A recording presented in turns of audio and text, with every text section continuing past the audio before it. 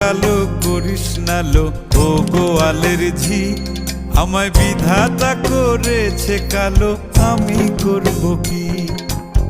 এক কালো যমুনার জল সর্বপ্রাণী খায়, আর এক কালো আমি কৃষ্ণ সকল রাধে চাই। এই কথা শুনিয়া কানাই বাঁশি হাতে নিল, সর্প হয়ে কালো বাঁশি রাধেকে দংশিল। ডান পায়ে দংশিল, রাধের বাম পায়ে ধরিল। মরলাম মরলাম বলে রাধে জমিনে পড়িল।